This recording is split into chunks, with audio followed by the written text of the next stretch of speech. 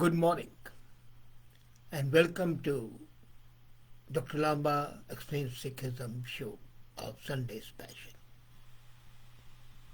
December, as I said last time, is one of the most important months in the Sikh history because it was in this month that Guru Gobind Singh won and lost the Battle of Chapkar, which was a decisive battle.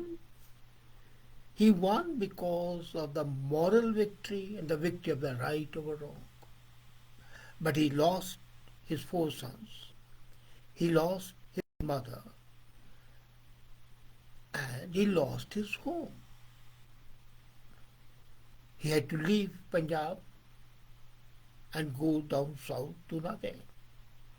But the most heinous, painful tragedy in this was the death, the martyrdom of 2 young sons of Guru Gobind Singh.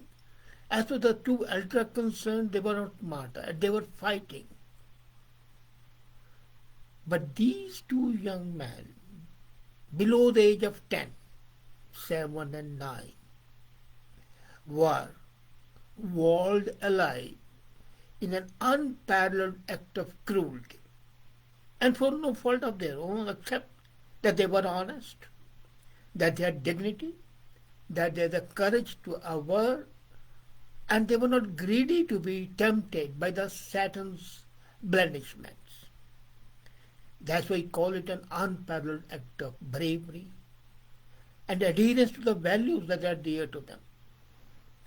But it would be wrong to give it a color of the Muslim cruelty, because their martyrdom was an act perpetrated by the Muslims with the aid, abetment of Hindus as well. Now, under the Emperor Aurangzeb's orders, the Mughal governors of Lahore and Sirhind with their troops, and with 22 Hindu kings of hills, along with the Mohammedan rangers and Gujars of the locality, they had started fighting with Guru Gobind Singh. And the combined armies cut off all supplies, resulting in complete hardship. But the fight went on with the steadfast courage I had discussed last time. They had given the oaths of fealty and honesty and tell them, okay, you vacate Chamkaur and then we will not harm you. And then they belied their promises, and all the oaths were forgotten once Guru Gobind Singh started leaving. Guru had no faith in them. But when his mother said, no, we should leave, he said, okay. So they started leaving River Sarsa.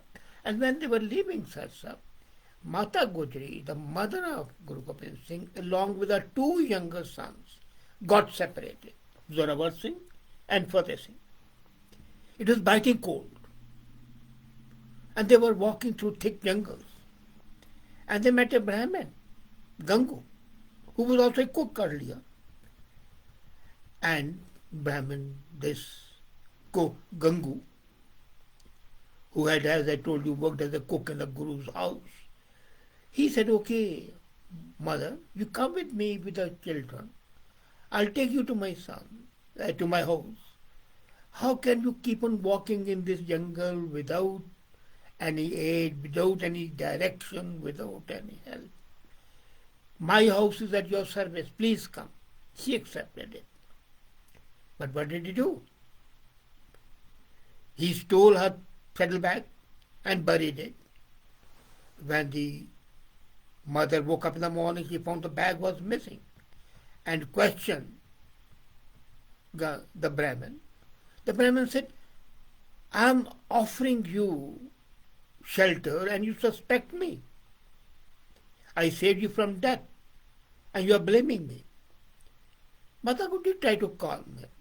But by that time, this man's greed was there. So he went to the Muhammadan Chaudhry of the village and told him that, look here, the Nawab of Sirhind is looking for Guru and Guru's relations.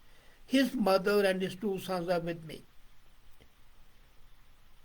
And these two were taken to the Nawab, Wazir, the governor of Sirhind. They were arrested, taken there.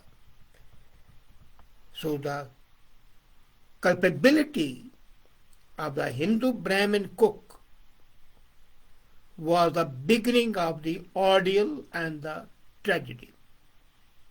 They were confined in a tower, hard floor, no covering, biting cold.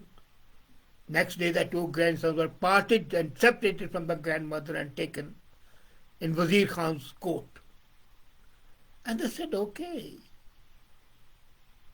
They shouted at the top of their voice, Vaheguru Ji Ka Khalsa, Vaheguru Ji Ki Fateh, the typical Sikh mode of address, that the Khalsa belongs to the Lord and shall always be victorious. They were calm, quiet, nary a doubt of fear.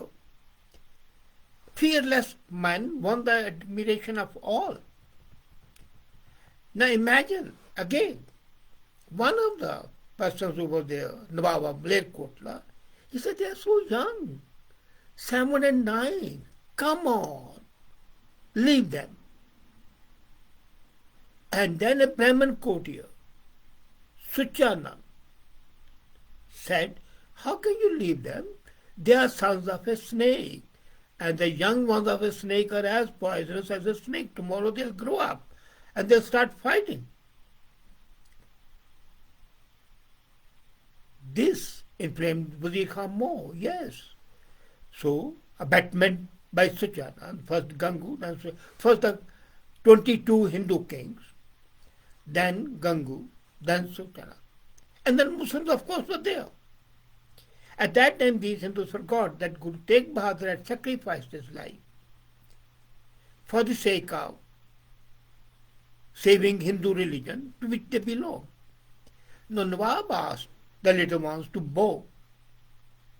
They said, no, we don't bow before anybody except the God. We will not bow to you. This was unexpected. Then they were given the blandishments. They were told that their father had escaped, but here they were told a lie that he has died, and your two brothers have died, and they were infidels and they deserve the fate, but I am being very sympathetic. You become Muslim and we'll give you wealth, rank and honor. You will have great life. And they said, no, we don't want to accept the wealth from you. We belong to that community which doesn't bow the head and which is not purchasable. Then they were told, look here, if you don't do it, you will be put to death as infidels. And then the elder brother looked at his younger brother and said, the time has come to sacrifice our lives. And they said, we don't care. Why should we fear death? Death would come one day. Tell us. They asked the Nawab, if we accept Islam, would we never die? He said, no, how can I tell you that? You would die. Then he says, I would prefer to die today. They say, suppose we let you go then. They say, when we grow up, we'll fight you. We'll fight injustice. So these words inflamed the heart involved, and Suchanand chose to pour oil or the burning fire of anger. That these kids are ungrateful, they are not accepting the offer, they are really the offspring of a cobra that they should be crushed. So they were given a night to think. They went home into the tower where they were being imprisoned. And they told their grandmom, and the grandmom said, what you did was perfectly right. Next day, again they came up, and they were firm in their faith. They were asked again, and then They were told, look here, if you don't accept it, the only way would be to kill you. A number of courtiers led by Nawab Malerkotla said no, they should not be killed. But the Wazir Khan, egged on by Suchanand, decided to give them the punishment. But they were let go for another day. The third day then, ultimately, they were ordered to be buried alive. Now, what did they do? The wall of the fort was double walled. So the one wall was demolished. They were made to stand against the other wall. And the masons were told to build a wall. And build a wall in that way that the bricks would crush them. This was the most heinous thing to do. Killing young infants, basically infants, just 7 and 9 years old, to be bricked alive. So the outer wall being built up, people and the Pathan courtiers had standing nearby had the swords on the shoulders as if they are going to run away. And ultimately the wall was killed, pressed against them, tightly against them. And after each layer the bricks were laid, the Qazi urged them to accept Islam. But the kids were calm and quiet. They were busy reciting Japji Sahib and other hymns. And when the news of the martyrdom reached Mother Gujri, she also fainted and she died. So all three died. So this shows the confidence and respect in the mind of people. And I would say then they were to be buried. But Nawab Wazir Khan said, no, we will not bury them. Here came a great man, Diwan Todramal also. He said, okay, I'll buy the land. And where they are to be cremated, that land I'll cover with the gold guineas, the gold coins. So he spent all his wealth to purchase that tiny bit of 6 feet of land where a pyre could be built and they could be cremated. So then Nawab Malerkotla, Diwan Todramal, and number of courtiers did a compassionate, emphatic job. But some people were there. Now Nawab Malerkotla's cry of anguish reached Guru Gobind Singh. And Guru Gobind Singh then blessed Malerkotla and said, Mera ghar, tera ghar, mera ase. Your house is my shelter.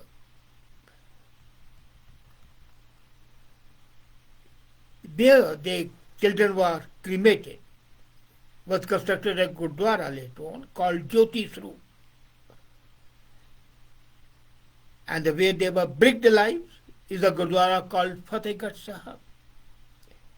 Nearby is a tower called Burj, Thanda Burj, the cold tower, where the grandma and the 2 grandsons have been imprisoned. And that is called a Gurdwara called Mata Gujri Tower. And then the news reached Guru Gobind Singh, that is 2 young kids had been killed mercilessly. And then he composed a song, Mitar Pyare Nu, Hal Muridan da Kehna.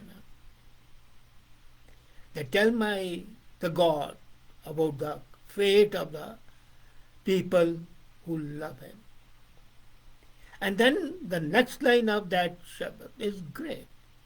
Yarade da sanu sattar changa pat khedya darana. The reference is to he.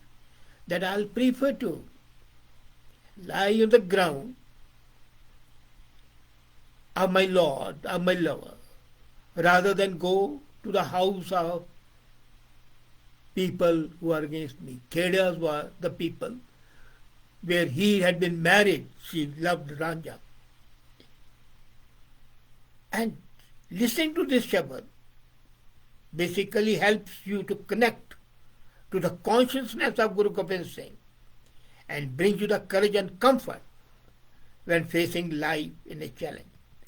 Now, why do I call it unparalleled martyrdom? People nowadays call any death martyrdom. I've seen some press calling two soldiers are killed, they are martyred. What nonsense. Martyr is a person who dies consciously, knowingly for a cause that he cherishes. When a soldier dies, he is not a martyr because he has been paid for that. Here no payment is expected, no reward is expected, but you are upholding your ideals, cherishing them. So that's a real martyrdom. And these two young kids were the real martyrs. Now they were for a principle. The Hindus who betrayed them were for greed, not for. So I don't blame Hinduism. This is one of the finest religions I have always loved because it's very Catholic, very understanding. But they can be black sheep anywhere. Similarly, Muslims. They can be good, they can be bad. Here there were Muslims who supported them, there were Hindus who supported them. There were Muslims who opposed them, there were Hindus who opposed them. So giving them this tragedy a religious color, in fact diminishes the impact of martyrdom. This has to be seen as a cry for three things. This martyrdom was for the right to profess your religion and your freedom to choose your religion. The second was human dignity, right for the human rights, is a human right. And then commitment to the word that they have given their father, that they will not wilter, be shaken by greed or by anything. And then feeling calm, quiet. They were not disturbed by the coming death. No. So this martyrdom, outstanding as it is, prompted me to start a campaign 6 years back that this day should be deemed a Children's Day. And luckily it was done by the Modi government this year, declaring it Veer Balk Day, the Brave Children Day, which is an apt honor for that. Actually, I had written to the UN Secretary General that this day should be International Children Day, where the children stand for the right of the children, and they will not be overawed by the despots, by the cruelty, by the exploiters, or by the oppressors. Salute to these two young kids for maintaining the right to differ, to have a dissent, to practice religion as per their thoughts, and not be swayed either by the threat or by the greed.